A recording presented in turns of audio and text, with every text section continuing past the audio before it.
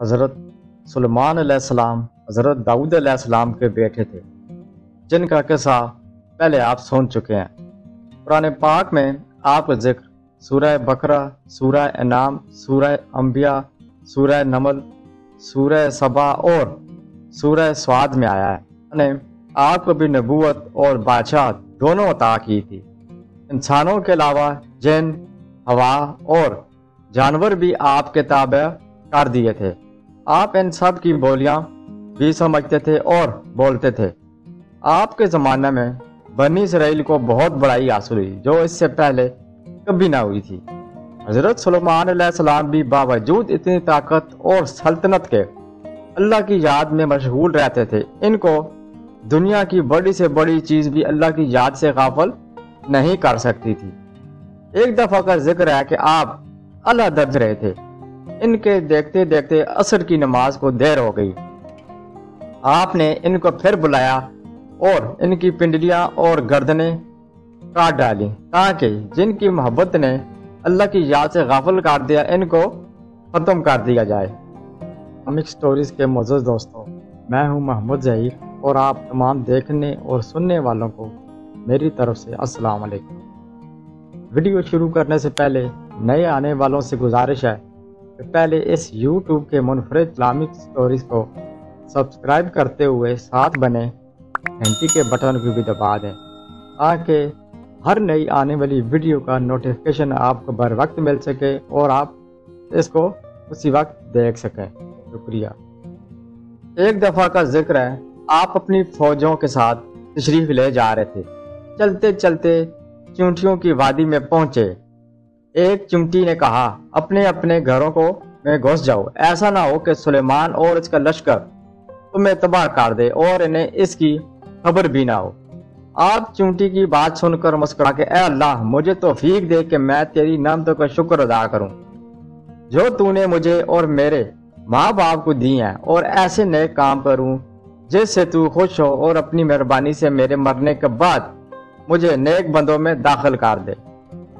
ایک دفعہ کا ذکر ہے کہ آپ نے پرندوں کی حاضری لی تو اس میں ہدہد نظر نہیں آیا۔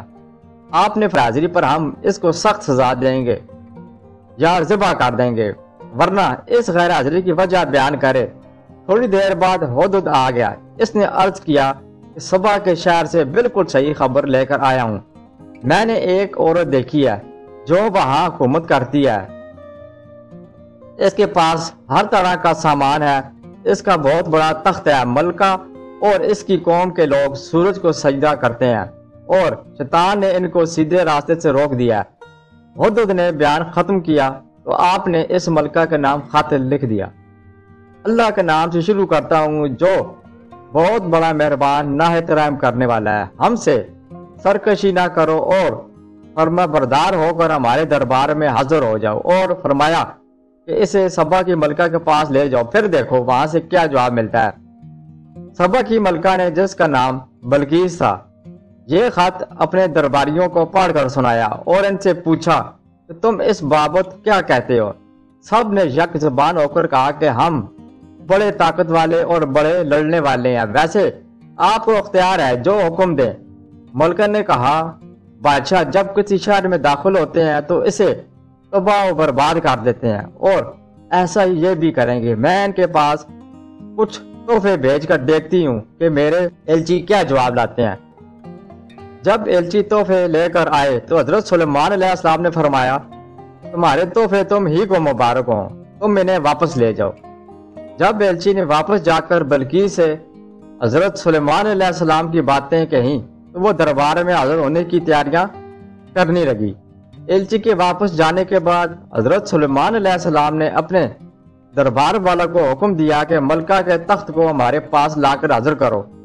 ایک بڑا دیو بولا کہ میں اس سے پہلے کہ آپ دربار سے جائیں آپ کی خدمت میں پیش کر دوں گا، مگر ایک شخص اور کہ جس کو اللہ نے کتاب کا علم دیا تھا، اس نے کہا کہ میں آپ کی آنکھ جھپکنے سے پہلے تخت لے آؤں گا۔ چنانچہ آپ کی خدمت میں پیش کیا گیا تو آپ نے فرمایا کہ میرے اللہ کا امتحان ہے کہ میں اس کا شکر ادا کرتا ہوں یا نہیں۔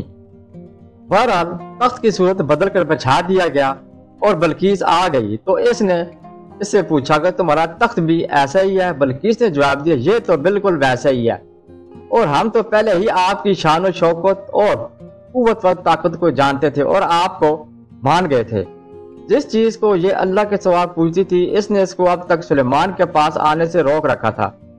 پھر بلقیس محل میں جانے کو کہا گیا ہے۔ جب اس نے حضرت سلیمان علیہ السلام کا محل دیکھا جو شیشے کا بنا ہوا تھا اور معلوم ہوتا تھا کہ پانی سے بھرا ہوا، بلقیس نے اس میں سے گزرنے کے لیے اپنے پائچے اوپر اٹھا لیے اور اپنی دونوں پنڈلیاں کھول دیں۔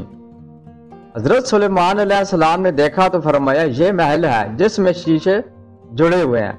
غرض جب بلقیس کو اپنے مذہب کی غلطی معلوم ہوئی تو پکار اٹھی، اے اللہ، میں نے جو اتنی مدت تک سورج کی پوجا کی اور میری وجہ سے میری قوم بھی اس کو پوجتی رہی تو میں نے اپنے اوپر ظلم کیا۔ اب میں سلیمان کے ساتھ تمام جہانوں کے پالنے والوں پر ایمان لاتی ہوں۔ حضرت سلیمان علیہ السلام اتنے بڑے نبی اور اتنے بڑے بادشاہ تھے کہ انسان، جن، پرندے اور ہوا سب ان کے تابع تھے، مگر آپ غریبوں اور بے کسوں کے ساتھ بیٹھ کر کھانا کھاتے تھے اور اپنے ہاتھ سے چٹائیاں اور ٹوکریاں بنا کر روزی کماتے تھے۔